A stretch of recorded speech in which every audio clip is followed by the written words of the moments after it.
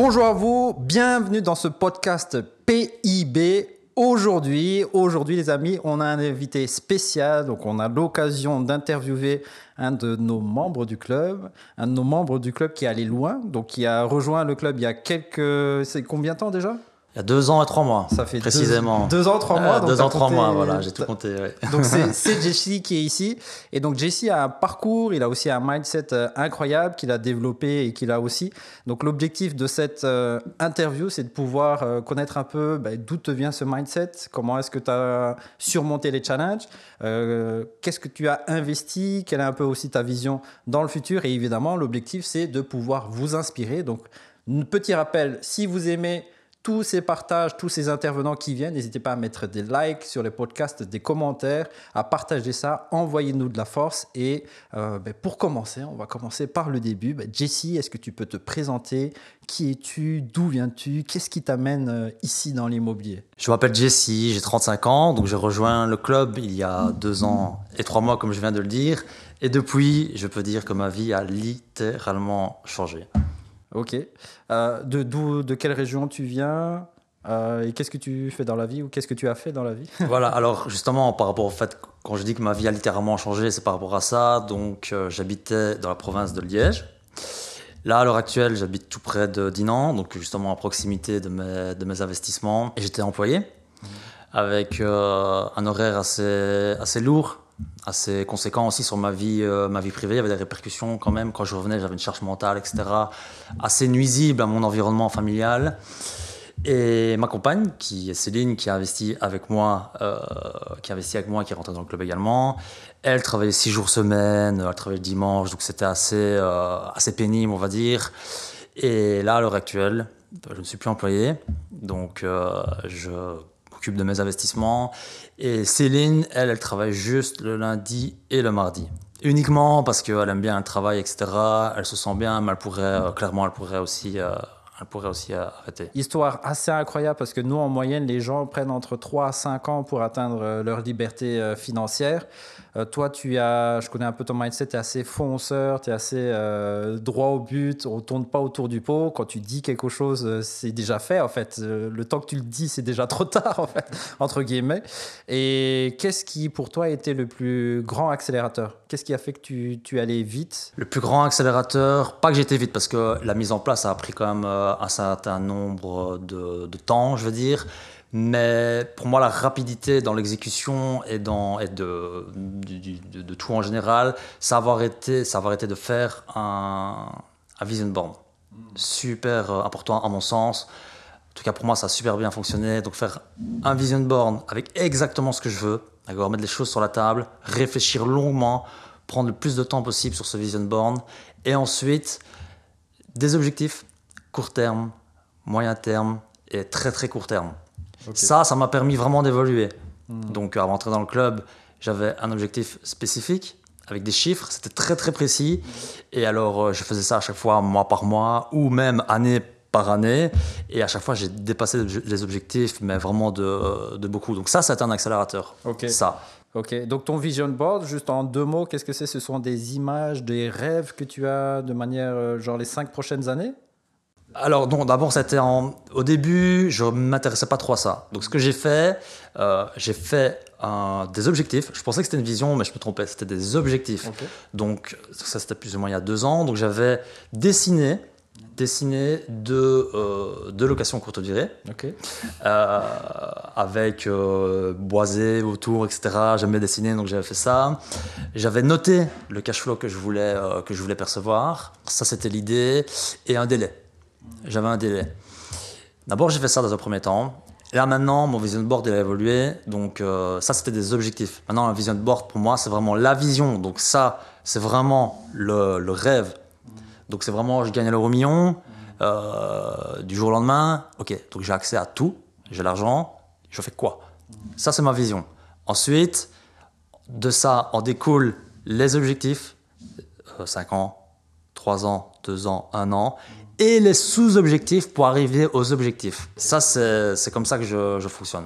Top, top. Et donc, tu as fait ça il y a 2 ans, à peu près 2 ans Ouais. et 3 mois. Ouais. Est-ce qu'aujourd'hui, ce vision board et ces objectifs, par rapport aux résultats que tu as Ouais. obtenus qui sont au-dessus Ouais. de tes attentes, est-ce que tu l'as changé ou il reste toujours Alors, vu que j'ai dépassé les objectifs d'il y a 2 ans, t'as bâclé? j'ai baqué, et vu que j'ai fait beaucoup de déménagements entre-temps, on pourra peut-être en discuter après, je suis retombé justement sur cette image et j'ai fait waouh, j'ai regardé, et j'ai montré à Céline, j'ai dit on a tout dépassé là en fait, c'est x2, donc ça c'était assez sympa de retomber dessus. Et sinon, non, pour le reste, les vision boards de maintenant, j'adapte de temps en temps. Ouais. J'adapte parce qu'il n'y a rien à faire, on évolue aussi dans ce qu'on veut dans la vie, et j'ai 5 grands tableaux. 5, ouais. J'ai 5 des grands tableaux de chez Action, quoi, je veux dire. Ouais. Hein. Un avec vraiment la vision. C'est des tableaux de liège ou c'est des tableaux... Non, c'est avec des feutres. Okay. Comme ça, on peut venir adapter, etc. Je trouve ça intéressant. Et j'ai vraiment la vision. Et ensuite, j'ai les objectifs pour 10 ans, 5 ans, 3 ans. Et alors, pour l'année, j'ai mois par mois aussi. Okay. Mois par mois. Après, chaque fois, je coche.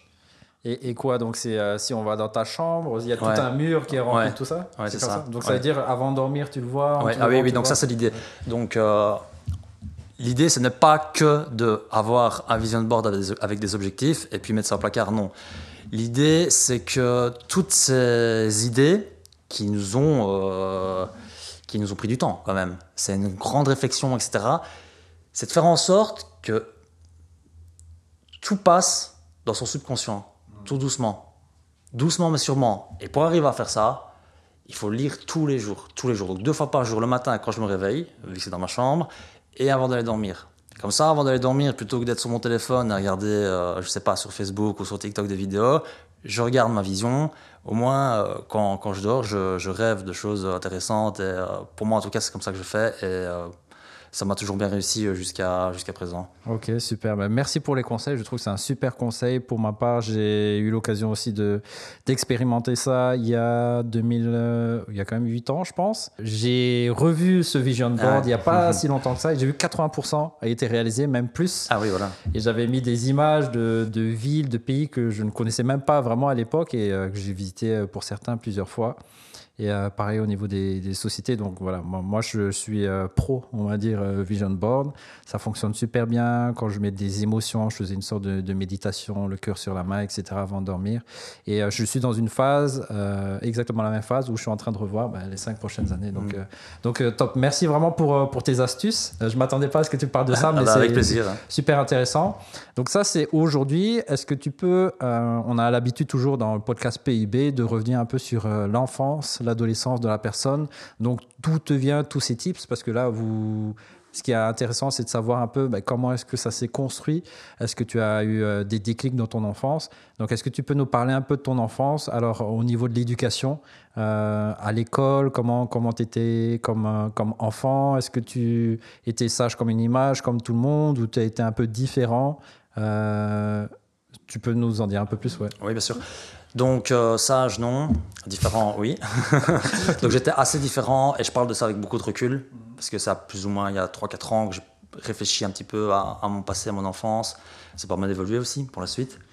Et donc, du coup, j'étais fort différent des autres. Et les autres, ils l'ont remarqué. Ils l'ont remarqué. Et donc, du coup, j'étais un peu mis à l'écart. Il y avait beaucoup de moqueries, etc. Et j'ai pas eu le choix. Pour être remarqué, pour être comme les autres, etc., je devais faire plus. Je devais faire plus. Et donc, j'ai dû me battre 10 fois plus quand, par exemple, il y avait un challenge sportif ou autre chose. Je voulais montrer que j'étais le meilleur. Donc, à chaque fois que je faisais quelque chose ou que j'avais un petit hobby, une petite passion, je me donnais à fond. Déjà quand j'étais petit, déjà quand j'avais 5 ans, c'était déjà comme ça. Okay. Donc, j'avais déjà, on peut dire que j'avais déjà un mindset de quelqu'un qui n'abandonne pas et qui travaille peut-être même 4-5 fois plus que les autres pour arriver à des petits objectifs, mais j'avais déjà ça en moi. Okay. Mais à contrario, j'essaie aussi de me faire remarquer, mais dans le mauvais sens du terme. Donc passage, etc. Pendant l'adolescence, beaucoup de bêtises, beaucoup de bêtises également. Mes parents ont un petit peu subi avec ça, donc ça c'était un petit peu le parcours que j'ai eu quand tu étais jeune. Et quand tu étais jeune, est-ce que tu avais un rêve d'enfance? Pas forcément. Pas forcément, ok. J'avais pas de rêve, mais par contre, je pense que quand on est petit, on se visualise grand. Et je me voyais comme quelqu'un avec beaucoup d'argent, je sais pas pourquoi. Okay. Je me voyais quelqu'un avec une cravate, etc., super bien habillé, alors qu'en mes 20 ans, mes 30 ans, pas du tout. Je flambais tout mon argent. Donc, et ça, c'est vraiment et cette image, et cette pensée, elle est très très limpide dans mon mental. C'est-à-dire quand tu vois un film et tu vois un gars en costard, il t'inspire par exemple? Non, pas forcément. Non, c'était même pas du tout ça. C'était juste quand je me voyais grand, je me voyais comme ça. Ok. Sans forcément un métier ou autre.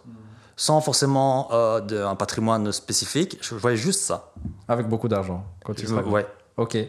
Et justement, ça me permet de rebondir.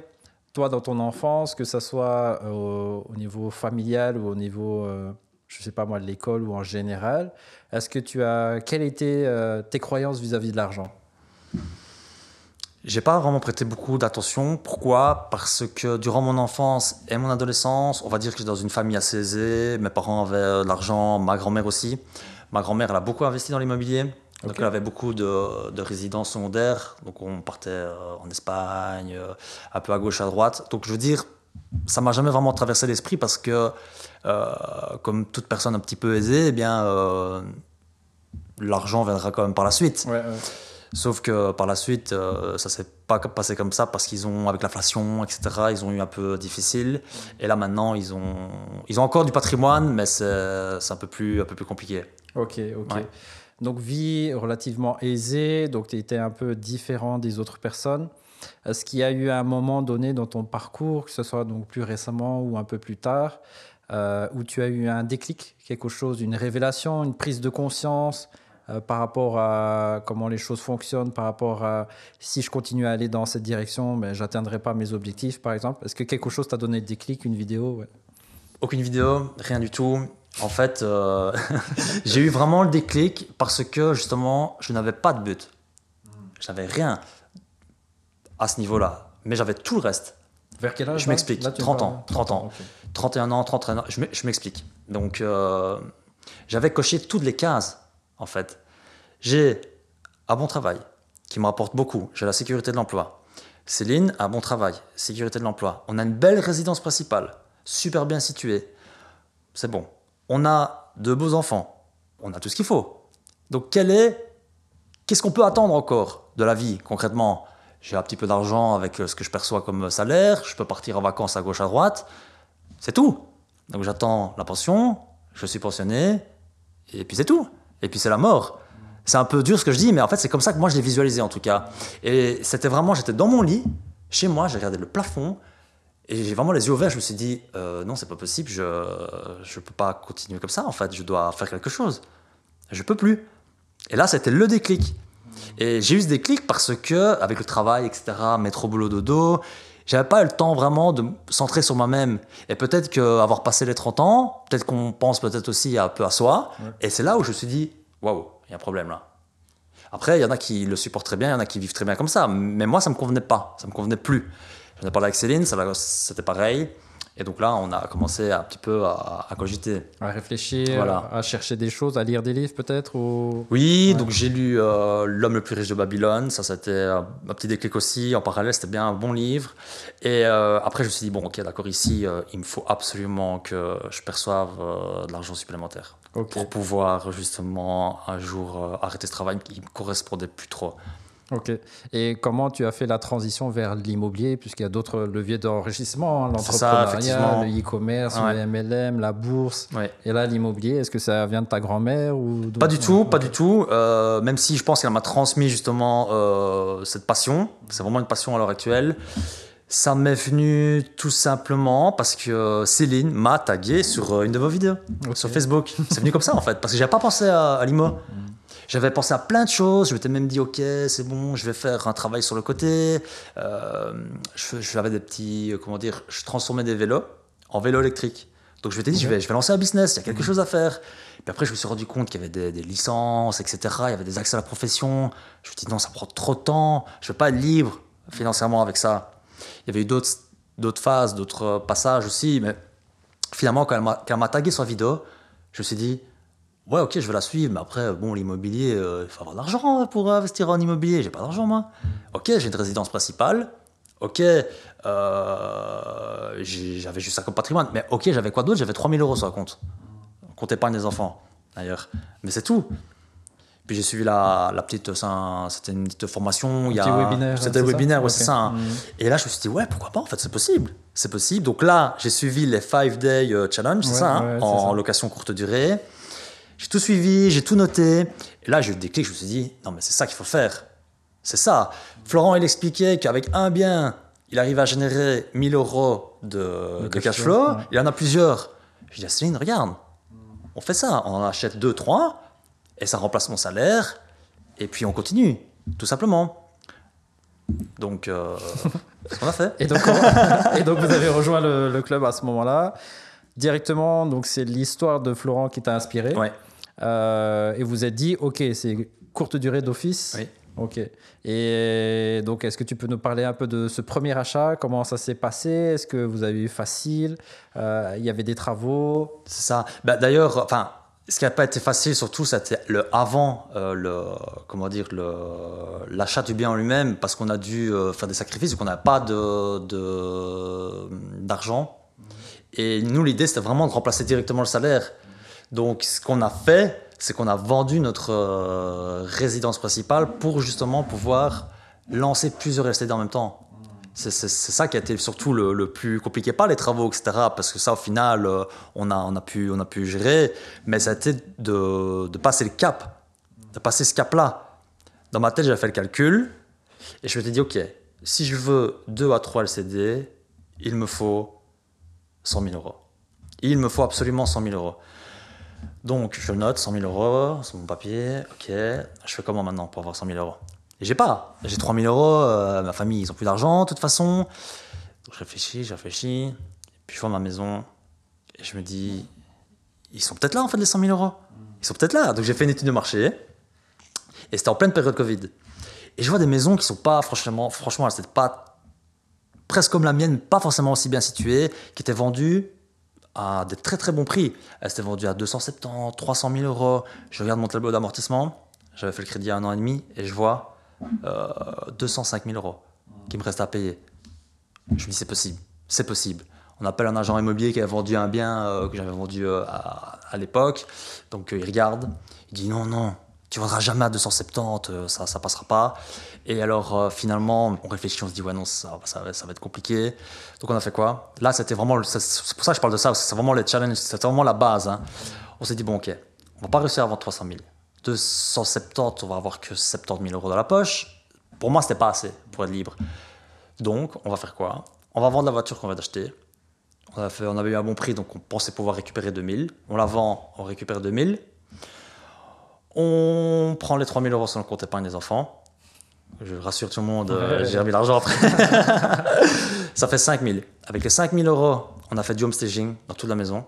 On a mis des plantes, on a refait le parquet, on a fait du home staging sur la cuisine. On a appelé à nouveau l'agent immobilier. Donc, home staging, juste pour expliquer aux personnes qui nous regardent. C'est en fait rénover, donc garder ce qui est déjà en place et embellir pour donner un côté un peu plus contemporain. Pardon. Donc décoration, meubles, voilà, faire des fresques, etc. sur les murs. Okay. C'est ce qu'on a fait. Peu d'argent, mais amener une grosse plus-value. Et avec 5 000 €, du coup, lui, il est revenu, il a dit « Ouais, c'est pas mal, il a fait les photos, etc. Mais bon, faut pas rêver, si t'as 280, c'est déjà bien. » Mais moi, le problème, c'est que je voulais 100. Et j'avais noté 100 sur mon papier. T'as vendu la voiture. Voilà, je lui ai dit « Écoute, non, moi, il me faut... Tu dois vendre à 300. » Ouais, je vais essayer. Soit, vendu en une journée, sans clause suspensive, 320. 320. Une visite? Une visite. Okay. Une visite, 320, coup de cœur direct. Et le lendemain, ils ont dû enlever l'annonce parce qu'ils se faisaient harceler d'appels, etc. Donc ça, c'était déjà la première réussite. Et je le stipule ici parce que je trouve que c'est très important. Parce qu'en fait, parce que je l'avais noté sur mon vision board et parce que j'étais déterminé à avoir cette somme-là, eh ben, j'ai réussi à l'avoir. Que si je ne l'avais pas noté, j'aurais eu 70. Et grâce à ces 100 000-là, j'étais bon pour commencer. Donc j'ai fait quoi? Je téléphone à Florent. j'ai pris un rendez-vous, un call, Le coaching. et je suis rentré dans le club. Bah, c'est intéressant vraiment ton feedback parce que c'est une question que beaucoup se posent ici. Quand on a une résidence principale, est-ce qu'il faut la vendre ou est-ce qu'il faut la garder et la mettre en garantie? Donc toi, tu as eu une vision claire, tu as fait ce qu'il faut pour arriver aux chiffres que tu voulais avoir. Et donc cette somme t'a permis d'acheter... donc ça a été quoi la suite des opérations? Donc tu as acheté ta La suite première des opérations, donc on a perçu l'argent en janvier, oui. Et la suite des opérations, donc en avril, donc on a fait la formation avec le club. En avril, une fois qu'on était bien formé, bien accompagné, j'ai eu une offre acceptée pour la première LCD. Donc là, offre très très très agressive. C'était en plein Covid, c'était vraiment fou, les prix qui s'envolaient. Je vois la maison, elle passe, pas sur l'Immoweb, mais sur le site de l'agence. Je reçois une notification, je regarde, je fais waouh, celle-là, elle va partir directement. Donc je téléphone, l'agent immobilier en vacances. Je dis, ça va pas le faire, elle va me passer sous le nez. Donc j'ai téléphoné à l'urbanisme pour voir si c'était en ordre. C'est en ordre. Je fonce là-bas, il y avait l'adresse. Je regarde le bien, je regarde un petit peu le toit, je saute un petit peu au-dessus, je regarde, c'est bon. Je fonce à l'annonce, je dépose une offre sans clause suspensive. Donc tu n'as pas visité à l'intérieur? Ok, juste de l'extérieur. Okay. Ouais, et il y avait une visite virtuelle quand même, je précise. Ah, oui, il y avait une visite virtuelle quand même. Sinon, je ne l'aurais pas fait. J'ai déposé l'offre sans clause. Donc, tu as fait un papier, tu as signé et tu es allé à l'agence et tu as donné le. Ouais.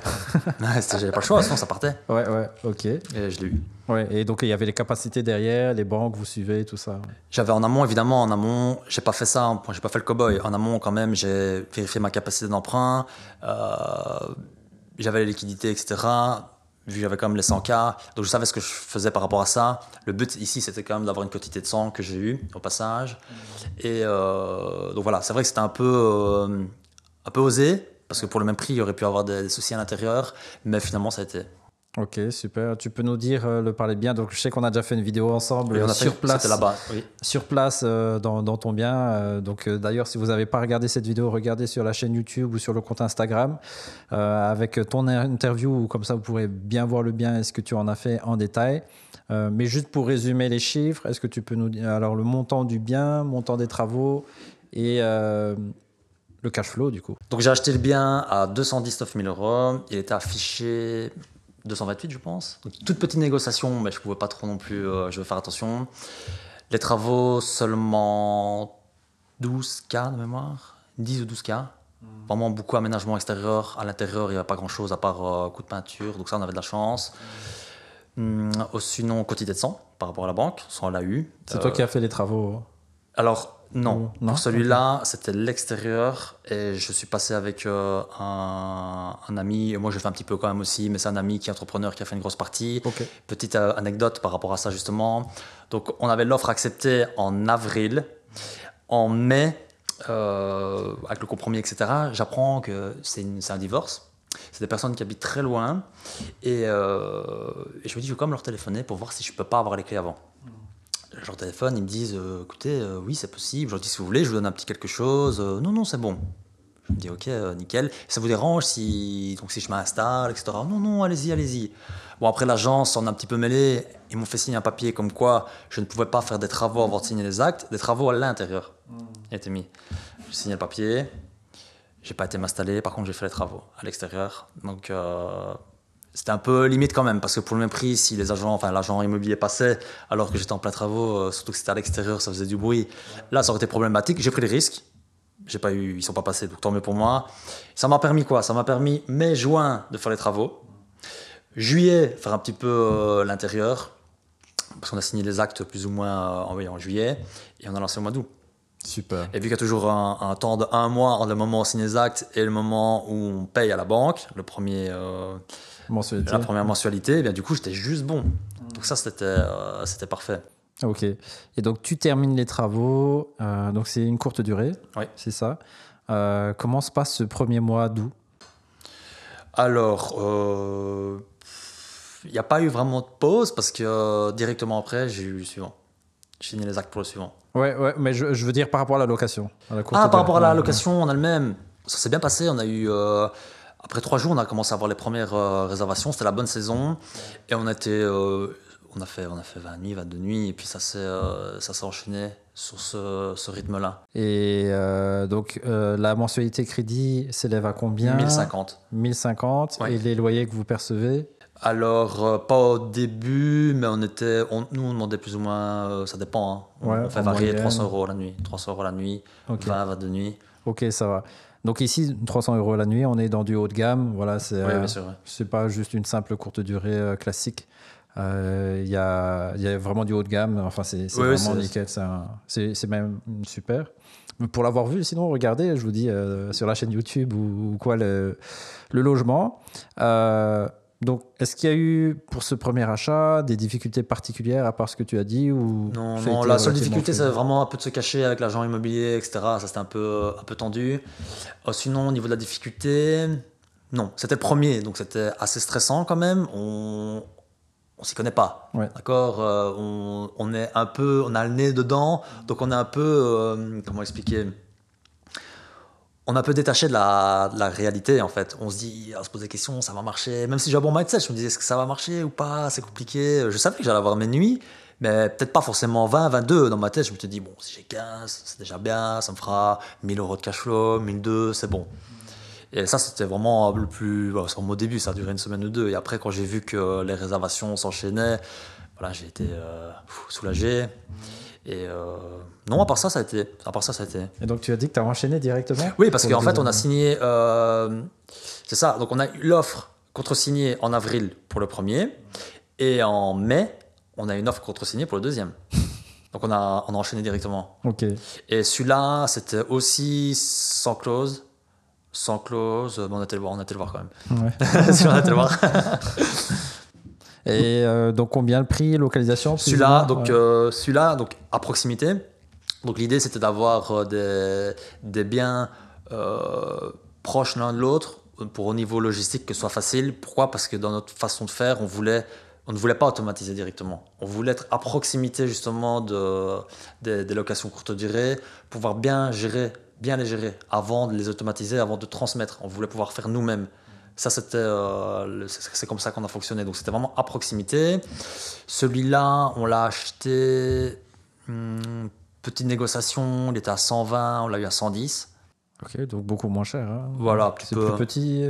Oui. Ouais. C'est plus petit, c'est dans un domaine, mais super bien situé, avec une très belle vue, pas de vis-à-vis. Donc, c'était une très très bonne affaire, à mon sens. Et celui-là, on avait une enveloppe travaux, j'ai plus de bêtises, parce que j'ai injecté beaucoup dedans. Enveloppe travaux de 20K. Ok. 20K parce que sinon on était trop limite avec le reste à vivre. Donc j'ai dû calculer, les taux étaient en train de grimper fortement. J'ai dû calculer avec le reste à vivre, j'ai dû diminuer de 10 000 les travaux. On était sur 30, je suis passé à 20. Et puis c'est passé tout pile. À 15 € près, C'est ça. à 15 € près de mensualité, ça passait pas. Parce que vous avez demandé 2 crédits en même temps, plus ou moins? On a Ouais. séparé nos forces. Ok, ça va. Chacun un crédit pour avoir 2 côtés de 100. Ah ouais, ok. On a fait ça. Top. Super achat. Et celui-là, aujourd'hui, il cartonne aussi, bon cash flow. Ouais, c'est pareil, le même stade plus ou moins. Ok. Et lui, on l'a lancé 11 mois après. Parce que là, on a fait les travaux, on a fait tous les travaux. J'ai fait 95%. Ok, 95% des travaux, donc on a gardé vraiment les murs, le plancher, le toit, c'est tout. ça va, ok, super. Si tu devais recommencer de zéro, est-ce que tu changerais quelque chose, améliorer quelque chose? Non, parce que je veux dire, toutes les étapes que j'ai eues dans le passé m'ont permis d'avoir ce mindset aujourd'hui. À part commencer plus tôt. Ouais. Mais commencer plus tôt, ça veut dire qu'il n'y aura pas eu le club. Donc, quelque part, je ne suis pas du genre à ressasser le passé. Je préfère me focus et garder mon énergie pour le futur et pour le moment présent. Pour moi, c'est plus important. Ok. Pour les gens qui nous écoutent aujourd'hui, il y a quand même pas mal de débutants, j'imagine. Est-ce que tu aurais, on va dire, 3 fameux conseils à partager pour quelqu'un qui se lance? Déjà, première chose, comme on en a parlé longuement, vision board. Ouais. Super important, avoir un vision board, bien prendre le temps de savoir ce qu'on veut. C'est pour moi la priorité. À partir de ce moment-là, bien travailler sur soi-même. Si jamais, petit conseil, vous n'arrivez pas justement à constituer ce vision board, l'idéal, c'est d'aller faire des petites promenades seul. Alors si on habite à la campagne, c'est le top, mais si on habite en ville, pas grave, pas forcément le soir, mais le matin, alors tôt, quand tout le monde dort encore, aller se promener et se focus, se dire ok, je vais me promener, j'essaie de penser à rien, mais mon subconscient le faire travailler sur cette vision. Ça, c'est l'idée. Donc ça, c'est le premier conseil que je donnerais. Le deuxième conseil que je donnerais, c'est avoir une certaine rigueur dans ce qu'on fait. Donc c'est bien beau d'avoir une vision, c'est bien beau d'avoir des objectifs, pardon, mais il faut vraiment s'y tenir et il faut vraiment avoir des routines spécifiques pour pouvoir arriver là où on veut arriver. Donc lire ce vision board, quand on dit ok, je vais le lire 2 fois par jour, il faut le faire tous les jours. Il faut mettre ça en place, il faut mettre des routines en place. C'est très très très important les routines, à mon sens, vraiment. Ok, super. Qu'est-ce qui change entre Jesse aujourd'hui et Jesse il y a 2 ans? Qu'est-ce qu'il y a de différent? Oui, la grosse différence, c'est avant, j'étais pas focus sur le moment présent. Ouais. Avant, je ruminais beaucoup, de par mon environnement, de par le travail, etc. Et j'étais centré vraiment sur les autres et sur le passé. Maintenant, je suis centré sur l'avenir. J'attends pas j'attends pas de me retrouver sans rien faire pour me dire ok, je vais faire quoi. Non, j'anticipe. Quand j'ai eu le deuxième deal, quand il était fini, 2 mois avant de lancer la deuxième LCD, j'étais déjà en train d'anticiper par rapport aux autres achats. Aux autres projets. Ouais, okay. Pour toujours être en mouvement. Alors qu'avant, je me laissais aller et je dépensais beaucoup mon argent aussi. Ouais. Je procrastinais beaucoup. Tout ça, en 2 ans, c'est vrai que ça a quand même évolué. Effectivement. Donc on peut dire peut-être que, je ne sais pas si j'interprète, mais les achats que tu as fait, la concrétisation de tes projets a permis de renforcer un peu ton mindset. Bien sûr. Sur comment compléter ton temps, atteindre tes objectifs, augmenter ta confiance. Oui, je ne gâche pas mon temps dans des choses inutiles, on va dire. J'essaie vraiment de focus, c'est peut-être un peu extrême, mais j'essaie de focus vers cette vision. Okay. Quitte à me sacrifier un petit peu là, à l'instant T. Je ne sais pas si vous sentez, mais Jesse, il a vraiment beaucoup d'énergie, c'est assez droit. J'espère que vous arrivez à le ressentir dans ce podcast. On sent qu'il y a une force il y a une conviction, il y a aussi beaucoup de l'action et le mot focus, je pense que tu l'as répété beaucoup de fois et ça se sent à travers toi, que c'est précis, c'est focus et on tape dedans, quoi. Il faut taper dedans. On tape dedans et on lâche rien, quoi. Aujourd'hui, là, tu as réalisé 2 achats qui t'ont très bien. Vous avez délégué aujourd'hui ou là maintenant c'est délégué à 100%. C'est délégué à 100%. Pour pouvoir justement enchaîner sur les autres projets qui sont en cours. D'accord. Est-ce que tu veux nous parler un peu des projets aujourd'hui? Parce que donc là, depuis que tu as rejoint le club, en 1 an, tu as fait 2 opérations. Oui. C'est ça? Ok. Et donc la suite? Donc en 1 an, les 2 opérations, 3 mois avant de lancer le deuxième. Donc là, je me suis dit, bon ok, je vais continuer la LCD, mais il faudrait passer en société. Il faudrait constituer une société immobilière. Donc j'ai échangé beaucoup avec un membre du club. On a décidé de s'associer. Tout naturellement, ça s'est fait. On s'est associé. On a eu une offre acceptée pour un deal qu'on a ici, c'est en travaux, pour faire tout de la LCD, comme je viens de le dire. Mais bon, après, il y a eu quand même pas mal de challenges aussi parce qu'il me fallait 50K. Okay. Je ne les avais pas. Donc, grosse recherche, etc. J'ai réussi à faire une levée de fonds auprès de connaissances avec un taux très très très élevé, mais au moins voilà, j'ai réussi à le faire et donc ça a été la première étape, constitution de la société. Donc pendant que mon associé lui il s'occupait de la partie financement, qu'il a d'ailleurs très très bien fait, moi je m'occupais de finaliser ma deuxième LCD, m'occupais de toute la partie travaux, la partie devis, etc. Mais en parallèle je voulais pas que ça. Non seulement je voulais constituer une société, mais en plus de ça, je voulais un autre bien encore. Je voulais absolument un autre bien avant fin 2023. Et donc je me dis, bon, ok, comment je vais faire pour enchaîner avec un autre bien? Là, j'ai plus d'argent. J'ai clairement plus d'argent. J'étais en train de vider tout ce que j'avais sur le deuxième. Et je réfléchis. Et je me dis, ok, ma belle-sœur. Ma belle-sœur, je savais qu'elle avait des liquidités. On avait déjà un petit peu discuté. Et de par notre premier succès, ça a suscité quand même un peu d'intérêt. Donc les gens... Quelques personnes sont venues vers moi, etc. De ta famille? Donc, pas que de ma famille, okay. Mais je préférais faire avec ma famille par rapport à ça. Et je préférais en faire profiter la famille. Je trouvais ça plus logique. J'en ai discuté avec elle et elle m'a dit « Ok, d'accord ». Donc ici, on s'est dit « ça va, moi je continue mes projets. Je ne sais pas quand ça se mettra, mais ça se mettra. Quand je trouve un deal, je me positionne et on l'achète ensemble. Elle met les liquidités. Moi, je m'occupe de la partie travaux, etc., automatisation et le suivi court terme, moyen terme, long terme. Et puis c'est bon, elle dit ok, go. Ça c'est de côté, pardon. Et fin août, fin août, j'ai mon voisin, donc là où j'ai acheté la deuxième LCD, qui me téléphone et qui me dit « Ouais, il y a mes voisins ici, ils sont en train de déménager, ils sont en train de mettre les cartons, etc. » Je dis « Ils sont en train de vendre, je sais pas, à mon avis, ils vont vendre. Va les trouver, s'il te plaît, va les trouver. Et je vais faire une offre si jamais, mais demande-leur si je peux venir. » Il va demander, etc. « Ok, tu peux y aller. » Je fonce là-bas, je fais le tour. Et c'est juste à côté de l'autre, hein, donc ça c'est sympa. Grosse négociation, il voulait 150K, je l'ai eu à 80K. 80K. Je l'ai eu à 80K. Okay, moitié prix quasiment. Ouais, moitié prix. Grosse négo, 80K. Et donc du coup avec ma belle-sœur pour celui-là. Comment s'est fait la négociation, tu peux nous dire Très agressif sur la négociation. Donc ce qu'il y a, c'est que je connaissais très très bien le marché. C'était verbal ou c'est via des emails? Les deux. Ok. Les deux. Donc en fait ce qu'il faut savoir, c'est qu'ils m'ont donné beaucoup d'éléments. Donc déjà, ils étaient pressés. Ils étaient fort... on voyait que ça les pesait. C'était le bordel fini dans la maison. Il y avait des cartons partout, c'était un héritage, le papa il avait tout laissé comme ça, c'était vraiment le vrai bordel, vraiment. Et je voyais l'homme, il n'était pas manuel, je l'ai vu directement, il était avec du plâtre, en train d'essayer de reboucher les trous, mais ça n'allait pas du tout. C'était pesant pour eux. Donc ça déjà, premier élément. Deuxième élément, donc oui, fort pressé. Et donc, du coup, je dis, bon, ok, vous voulez combien? Ils me disent 150 000. Je dis, non, je suis désolé, c'est pas du tout les prix. Ah, mon téléphone à un agent immobilier, il dit que ça vaut 150 000. Bon, en gros, l'agent immobilier, il connaît pas du tout la région, il vient pas de là, c'était une connaissance. Je dis, d'accord. Je dis, écoutez, voilà, regardez, le bien qui est là-bas, c'est le mien. Et regardez ce que j'en ai fait, je l'ai acheté autant. Il est beaucoup plus grand, il y a autant de chambres, etc. Donc, je dis, mathématiquement, le vôtre, il vaut moins. Donc j'argumente un petit peu comme ça et je dis écoutez, pour prouver ma bonne foi, j'avais fait une offre d'abord donc j'ai fait une offre à 75. Donc là ils ont vraiment le coup de massue, ils étaient là oh non, limite partez, etc. Puis je suis revenu quand même pour argumenter et là j'aurais dit écoutez, si vous passez via un agent immobilier, déjà vous allez perdre beaucoup de temps, ça va prendre des mois et au final il va le vendre 90. Plus sa commission, on va être à 85. Donc voilà, moi je fais un pas vers vous, je vous fais une offre à 81 et vous arrêtez de reboucher les trous, vous arrêtez, vous laissez toutes les crasses, vous laissez tout en état. Et là, j'ai vraiment senti qu'ils s'étaient apaisés. Ils se sont vraiment dit, ok, c'est bon, ils ont discuté. On a signé, enfin, pas on a signé, on a préparé l'offre.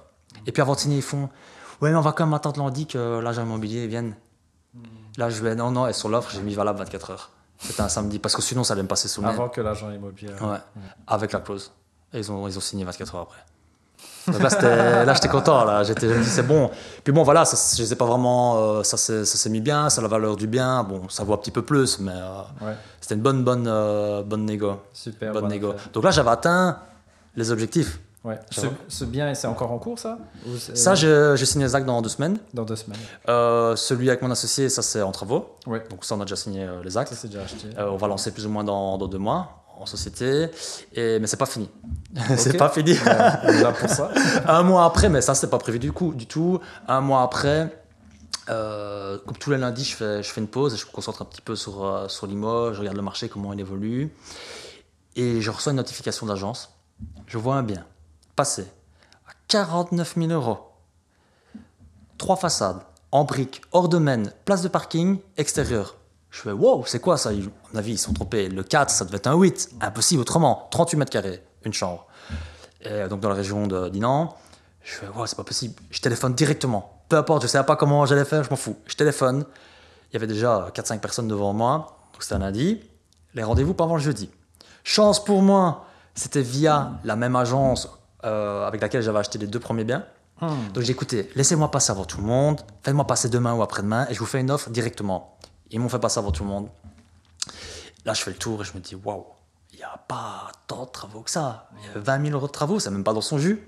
Et c'était loué en classique. Et donc, du coup, j'ai quand même fait une offre, j'ai quand même négocié. J'ai fait une offre donc c'était 49, j'ai fait une offre à 46. Okay. Je dépose l'offre, je me dis, ça passera jamais.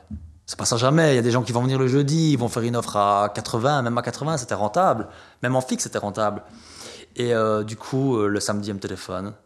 En me disant, oui, allô, vous n'avez pas répondu à mon mail, ça t'a accepté? Je dis, quoi, accepté? Et en fait, c'était dans les indésirables, et ils ont accepté. Allez, ouais, ils ont accepté, merci. Et donc, du coup, ça, c'est pour en fixe. Ça c'est C'est pour louer en fixe. en classique. En classique, Ok. voilà, en fixe, classique. Ok, ça va. Vu que de toute façon, le crédit, ça allait être 250 euros par mois. Ouais. Je me suis dit, je peux louer 550, 600. Bah, le calcul est vite fait. Ok, Ça super. fait un petit cash flow sans trop forcer. Top. Ça c'est région dinantaise ça aussi. Ouais, oui.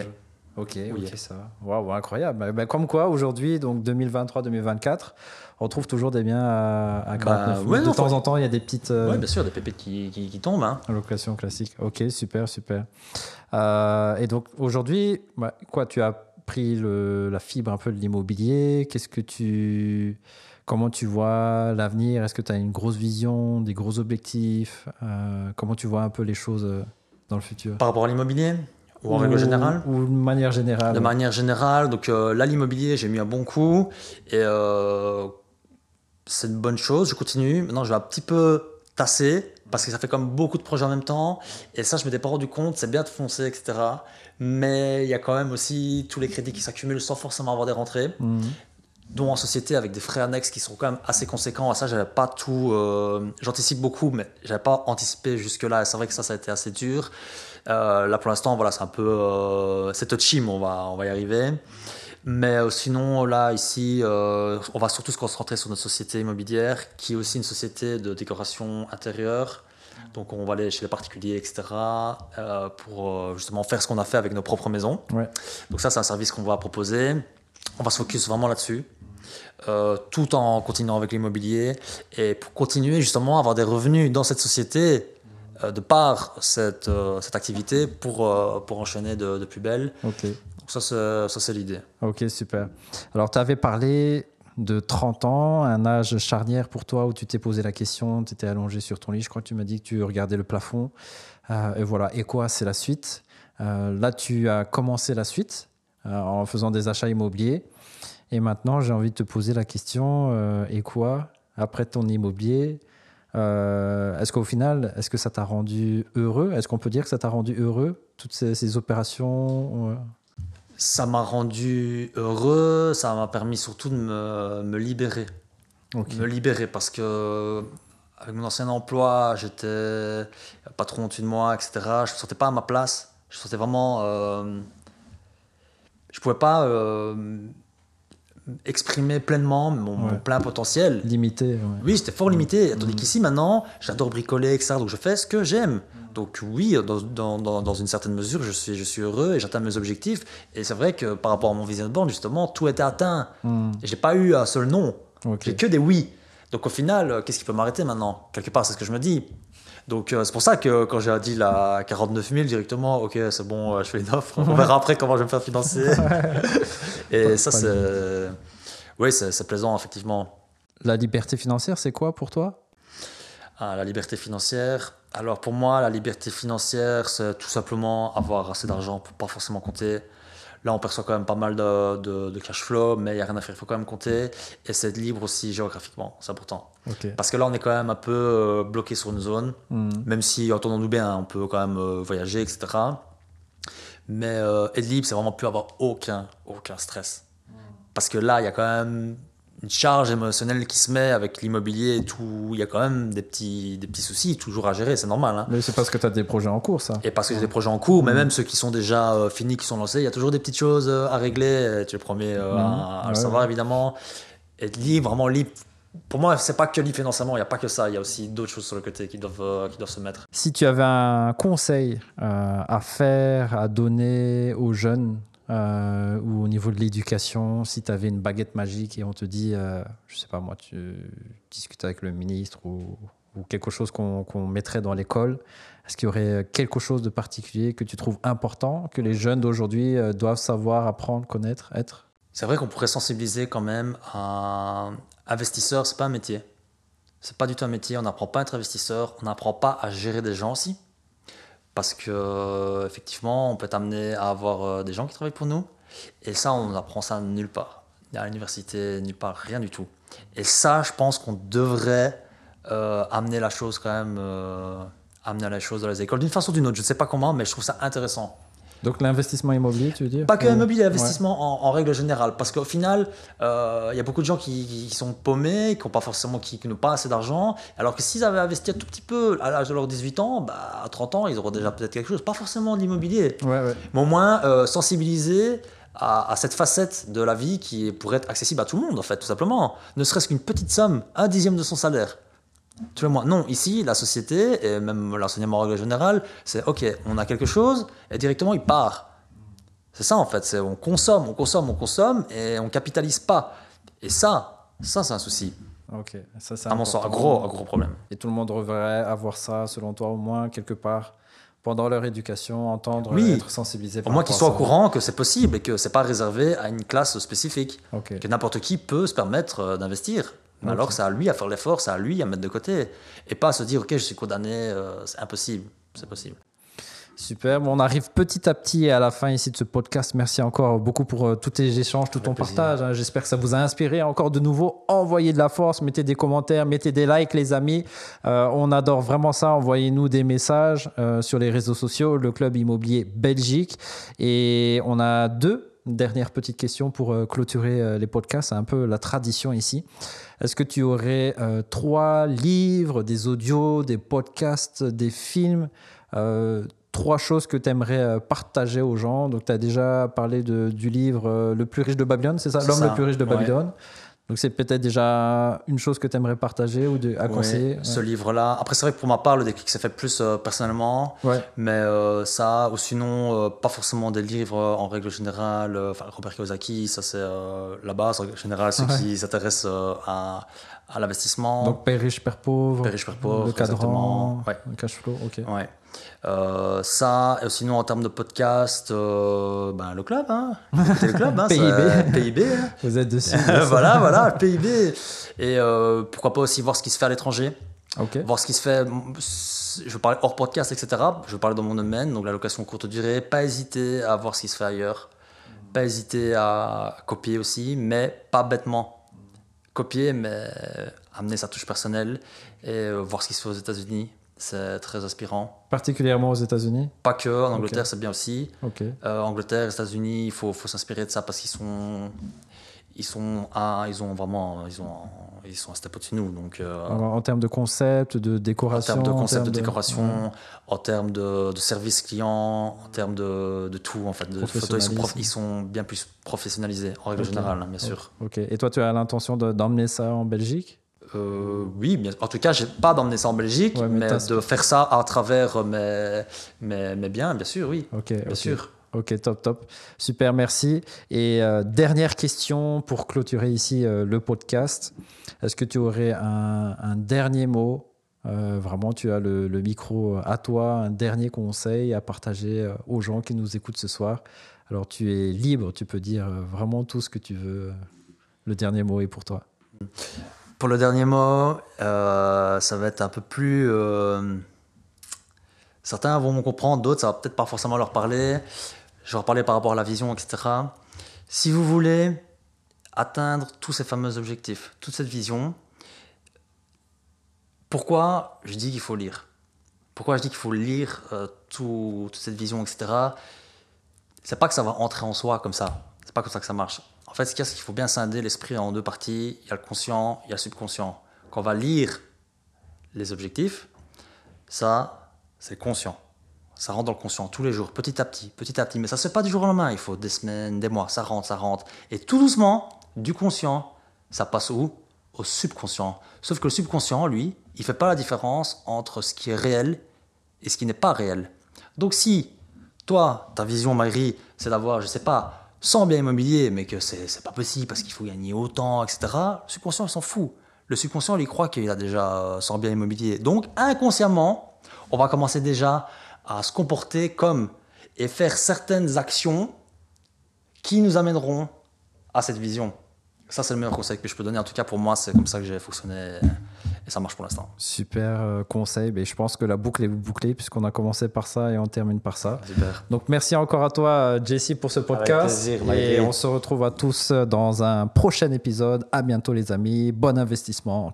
Ciao. Pour plus d'astuces, pour les plus motivés, venez nous rejoindre pendant nos événements. Rejoignez la communauté Le Club Initiation. Les liens sont en description. On se retrouve sur terrain, chaud patate pour investir.